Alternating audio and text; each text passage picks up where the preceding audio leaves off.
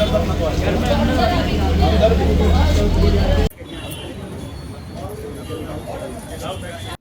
શહેરમાં ભારે વરસાદના કારણે સર્જાયેલી ખાડીપુરની ગંભીર પરિસ્થિતિ બાદ રાજ્ય સરકાર એક્શન મોડમાં આવી ગઈ છે। નાયબ મુખ્યમંત્રી હર્ષ સંઘવીએ પૂરગ્રસ્ત વિસ્તારોની મુલાકાત લઈ પરિસ્થિતિનો તાગ મેળવ્યો હતો। ભટાર વિસ્તારના પૂરગ્રસ્ત આંબેડકરનગર અને આઝાદનગરની મુલાકાત લઈ લોકોને જરૂરી સહાય પૂરી પાડી હતી।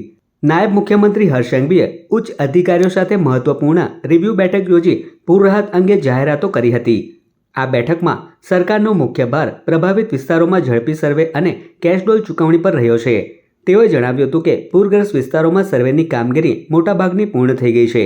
જે લોકોના ઘરમાં પાણી ભરાયા છે તેવા લોકોને 6,800 રૂપિયાની વૈકલ્પિક સહાય આપવામાં આવી છે। સુરત શહેરમાં 250થી વધુ ટીમ આ કામગીરી કરી રહી છે।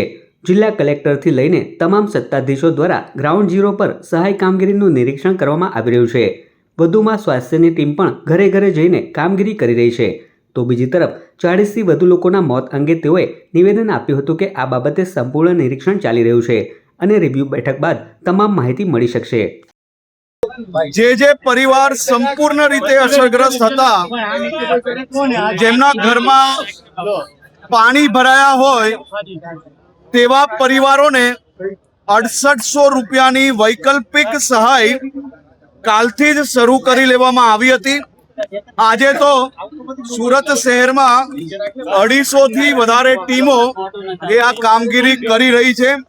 આજે વહેલી સવારે collector Shri, municipal commissioner Shri અને ચૂંટાયેલા પ્રતિનિધિઓ જોડે ગ્રાઉન્ડ ઝીરો પર આ તમામ સહાયની કામગીરીનું નિરીક્ષણ બી કરવામાં આવ્યું છે। આજે મોડી રાત સુધી મોટાભાગના વિસ્તારોમાં અને કાલે સાંજ સુધી સંપૂર્ણ સુરતમાં જે કોઈ ઘરોમાં પાણી આવ્યું હોય તે ઘરોમાં પરિવાર દીઠ 6800 રૂપિયા અને જે કાચા મકાનો હોય કે વસ્તી હોય અને જ્યાં પહેલા માલે પાણી ના પહોંચ્યું હોય પણ એ લોકો કામે ના જઈ શક્યા હોય એવા પરિવારને ઘર દીઠ 1800 રૂપિયા સહાય ચાલુ કરી લેવામાં આવી છે। સંપૂર્ણ નિરીક્ષણ ચાલી રહ્યું છે અને આજે બી હમણાં એની બેઠક છે।